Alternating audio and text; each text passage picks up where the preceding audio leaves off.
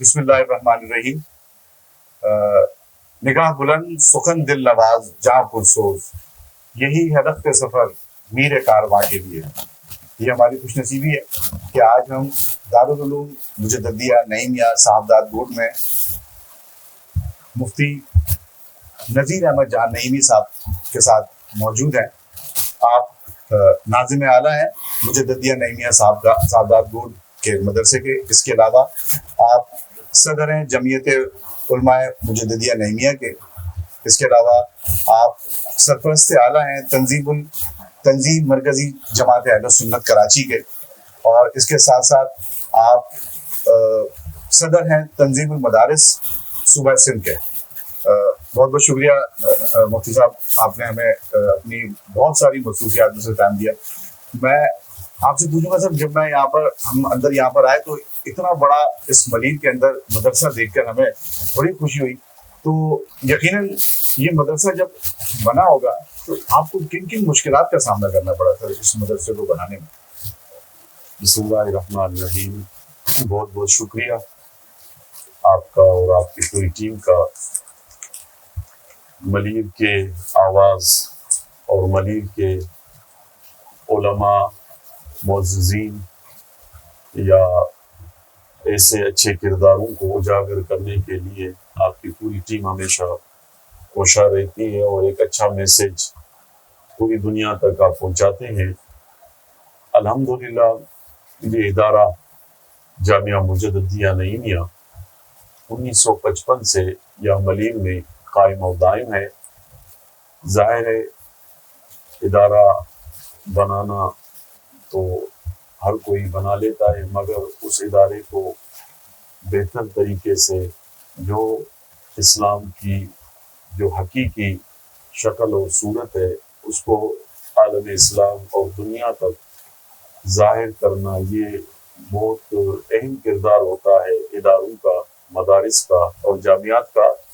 1955 میں یہ ادارہ اس ملیر کے جو سرزمین جہاں پر آپ اور ہم موجود ہیں، یہ سارے باغات اور کھلے میدان تھے۔ اس وقت آبادی بہت کم تھی۔ قبلہ والد ماجد مفتی اعظم مفتی محمد عبداللہ نعیمی شمس الفقہاء، انہوں نے یہاں پر اس ادارے کی بنیاد رکھی۔ شروع کے مراحل ظاہر ہے وہ اس طرح کے تھے کہ ایک کچی مٹی سے بنا ہوا ایک کمرہ ہوتا تھا اور ایک چھوٹی سی مسجد سامنے جو نظر آ رہی ہے، جامعہ مسجد محمدی، تو اسی میں آپ امامت خطابت اور مدرسہ ساتھ میں چلاتے تھے۔ تو الحمدللہ یہ چلتے چلتے یہ سفر یہاں تک 2025 کو پہنچا، اور اسی دوران قبلہ والد ماجد مفتی اعظم مفتی عبداللہ نعیمی شہید رحمۃ اللہ تعالی علیہ کی 1982 میں شہادت ہوئی، اور اس کے بعد میرے بڑے برادر عزیز جانشین شمس الفقہاء مفتی غلام محمد نعیمی شہید رحمۃ اللہ تعالی علیہ نے یہ ذمہ داری سنبھالی اور بہترین طریقے سے اس ادارے کو آگے بڑھایا اور دین کے کام کو اور فروغ دیا۔ 87 میں پھر بھائی جان کی شہادت ہوئی۔ 87 کے بعد سے لے کر اب تک الحمدللہ ہمارے برادر اکبر، جان اہل سنت، جان علماء، جان طلباء، مفتی اعظم سندھ مفتی محمد جان نعیمی جو اس ادارے کے محتمم اعلیٰ ہیں، اور یہ ناچیز اس ادارے کا ناظم اعلیٰ ہے۔ تو الحمدللہ جو آپ کو جمع غفیر آپ نے بتایا، اتنے کثیر تعداد میں یہاں پر طلباء دین کی تعلیم حاصل کر رہے ہیں۔ ہمارے یہاں صرف دین کی تعلیم تک اپنے طلباء کو اور علماء کو محدود نہیں کرنا ہے، بلکہ ہم یہاں پر ان طلباء کو دور حاضر کی جو جدید تعلیم ہے، عصری علوم ہے، اس کے ساتھ وہ بھی پڑھائے جاتے ہیں، اور کمپیوٹر کورسز جو ہیں وہ بھی کرائے جاتے ہیں، انگلش لینگویج وہ بھی پڑھائی جاتی ہے۔ تو الحمدللہ تاکہ ہمارے یہ علماء یہاں سے جب فارغ التحصیل ہو کر نکلیں وہ کسی بھی شعبے میں اس ملک کی خدمت کر سکیں اور دین کی صحیح معنی میں ترجمانی کر سکیں۔ تو یہ سفر الحمدللہ ابھی تک جاری و ساری ہے، اور انشاءاللہ تا قیامت جاری و ساری رہے گا۔ بہت بہت شکریہ مفتی صاحب. مفتی صاحب یہ یہاں پر جب ہم یہاں پر آئے تو یہاں پر ایک بچوں کی بڑی کثیر تعداد طلباء کی ہمیں نظر آئی. تو یہ کیا اسی مدرسہ علاقے کے بچے ہیں یا پھر یہ مختلف علاقوں سے آتے ہیں یہاں پر؟ ہمارے ادارے میں شروع سے لے کر پورے ملک پاکستان کے طلباء یہاں پر تعلیم حاصل کرتے ہیں، چاروں صوبوں کے. تو زیادہ تر جو ہے یہ انٹیریئر سندھ کے ہوتے ہیں، اور رہائشی جو طلباء کی تعداد ہے ہمارے ادارے میں اس وقت تقریباً 300 سے 350 ہے، اور غیر رہائشی طلباء تقریباً 100-150 بچے وہ غیر رہائشی ہیں جو ہمارے ملیر کے تمام علاقوں سے، جس میں زیادہ تر ہمارا شاہ فیصل ہے، لانڈی کرنگی ہے، ملیر پوکھرا پار ہے، اسی طرح معلوم کالونی کے ایریاز سے یہاں کی بھی کثیر تعداد میں بچے یہاں تعلیمی دین کے حاصل کرتے ہیں جو غیر رہائشی ہوتے ہیں، جو پڑھ کر پھر اپنے گھروں کو جاتے ہیں. الحمدللہ یہ سلسلہ اسی طرح چل رہا ہے جو آپ نے اپنی آنکھوں سے دیکھا. الحمدللہ اللہ کا بہت بہت شکر ہے، کرم ہے اور فضل ہے کہ ہم صحیح طرح جو خدمت کرنے کا جو حق ہے اسی طرح بہتر طریقے سے دین کی ہم خدمت کریں، ان کے دلوں میں اسلام کی جو حقیقی جو پہچان ہے وہ نقش کریں تاکہ وہ دین اسلام کو آگے بڑھائیں، اور اس کے ساتھ ساتھ ظاہر ہے وطن کی محبت بھی ان کے دلوں میں وہی پیدا کرنی ہے جس طرح ہمارے اکابرین نے فرمایا حب الوطن من الایمان، وطن کی محبت ایمان کا حصہ ہے. مفتی صاحب میرا آپ سے ایک سوال ہے کہ یہ یہاں پر جو ایکٹیویٹیز ہوتی ہیں وہ کیا ایکٹیویٹیز ہوتی ہیں؟ ایکٹیویٹیز کے حوالے سے اگر کس طرح مطلب آپ پوچھ رہے ہیں کہ یہاں پر کیا کیا پڑھایا جاتا ہے دین کے؟ ہمارے یہاں جو ہے وہ 10 سالہ عالم کورس ہوتا ہے باقاعدہ، جو شروع سے ایک سلسلہ ہمارے اکابرین سے جو چل رہا ہے، درجہ وائز کلاس ہوتی ہے. جس طرح ابتدائی سال ہمارا شعبہ فارسی کا ہوتا ہے، جو کافی مدارس میں فارسی لینگویج بہت کم پڑھائی جا رہی ہے، لیکن ایک سال ہمارا شعبہ فارسی کا ہوتا ہے جس میں شیخ سعدی رحمۃ اللہ تعالیٰ علیہ کا گلستان سعدی اور دیگر جو کتابیں ہیں وہ تصوف کے شعبے سے جو تعلق رکھتی ہیں وہ ایک سال کا کورس مکمل کرا کے پھر ان کو عربی کلاس کے اندر داخل کیا جاتا ہے، اور شعبہ فارسی کا ایک سال کا کورس اور بقیہ جو 9 سال ہے 10 سال ٹوٹل ملا کے باقاعدہ وہ یہاں پر بچہ عالم ہوتا ہے، فارغ و تحصیل ہوتا ہے. اس کے بعد اس کو سند فراغت ملتی ہے، اور یہ سند فراغت اس کی جو ہے وہ ایم اسلامیات کے مساوی ہوتی ہے جس کو ایکولنس کہتے ہیں، اور یونیورسٹی سے وہ قابل قبول ہوتی ہے.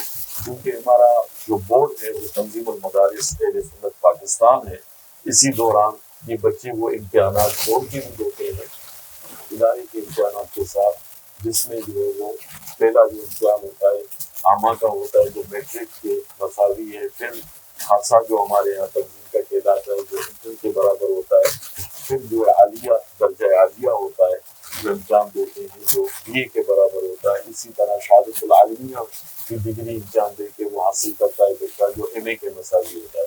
تو الحمدللہ یہ تعلیم اسی طرح سے بچے مرحلہ وائز 10 سال تک اپنے کورسز مکمل کرتے ہیں، جو فارغ ہوتے ہیں تو ایم اے کے برابر ان کو ڈگری بھی حاصل ہو جاتی ہے.